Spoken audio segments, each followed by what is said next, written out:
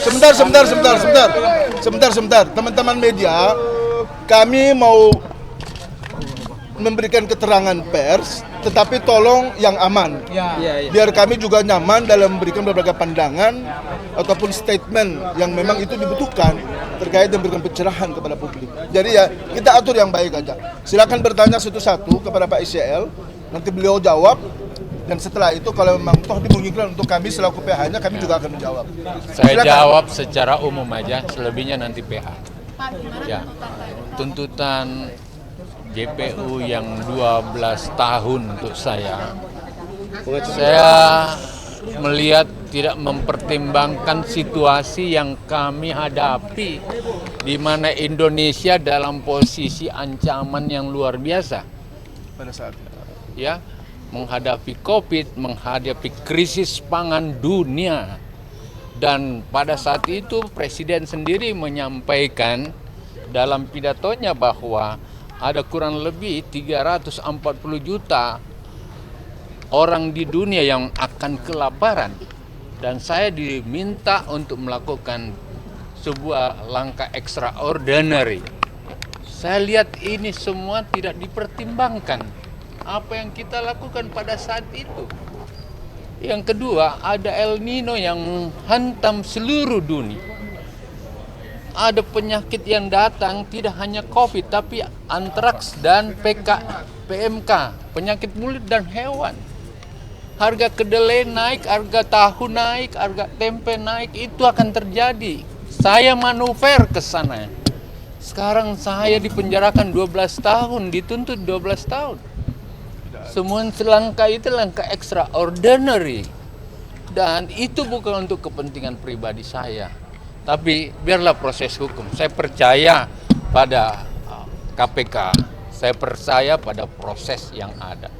Oleh karena itu, tentu saya berharap besok pada saat pembelaan pribadi saya akan saya nyampaikan semua yang saya pahami tentang aturan, tentang seperti apa yang terjadi pada Kementan. Semua yang dilakukan di Kementan dengan nilai 44 miliar itu dibandingkan kontribusi Kementan setiap tahun di atas 2.400 triliun. Di atas 2.400 triliun. Yang kau cari sama saya 44 miliar selama 4 tahun. Dan itu semua untuk sewa pesawat, sewa helikopter, itu pribadikah? Perjalanan dinas ke luar negeri itu pribadikah? Saya kira itu teman-teman pahami saya kalau saya agak menyampaikan seperti ini. Tidak niat. Kalau memang saya salah, saya siap bertanggung jawab. Pak, tadi salah satu poin yang memberatkan juga dibilang apa yang dituntut oleh jaksa penuntut umum, salah satu poinnya adalah dianggap tamak. Apa yang sudah dilakukan Pak S? Nggak ngerti kata tamak itu. Yang saya coba jelaskan di setiap orang, kau pernah dapat perintah langsung nggak? Dengar dari mulut saya. Yang kau dengar dari mulut saya dengar SOP, harus memenuhi SOP by digital, selalu harus don't ever against the law, jangan lewati aturan. Yang ketiga, no corruption, itu dengar langsung. Tetapi perintah untuk minta uang dan lain-lain, dia tidak dengar langsung katanya, semua bilang katanya. Itu fakta persidangan. Saya kira gitu ya. Saya terlalu panjang nanti. Buka. ICL, anjay kesel banget gua.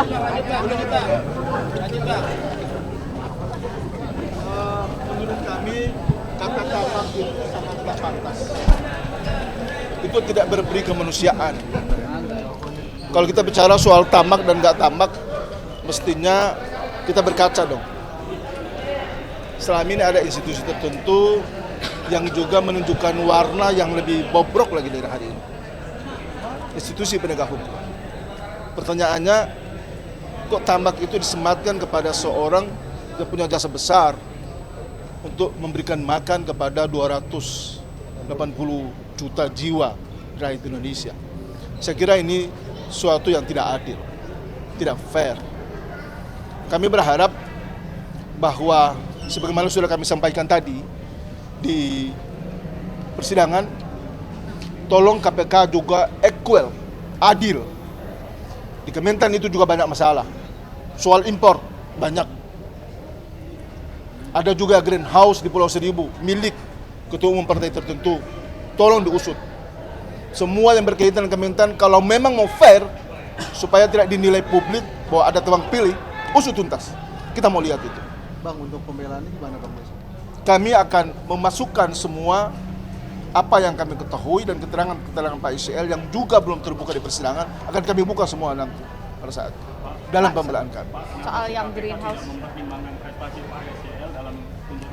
Dalam tuntutan tadi, jangankan itu, fakta-fakta persidangan yang kemudian mengkalkulasi, memisahkan digit per digit antara pengeluaran yang untuk dinas pun tidak pernah diperhitungkan sedikit pun.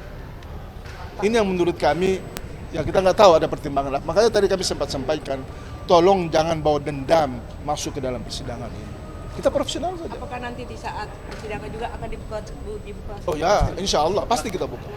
Kita akan. Soal yang greenhouse tadi Pak, boleh dijelaskan lebih lanjut lagi, maksudnya di sini minta dibuka artinya nanti Pak ICL Kami menduga bahwa ada greenhouse milik ketua umum partai tertentu di Pulau Seribu yang diduga duitnya itu adalah dari Kementan.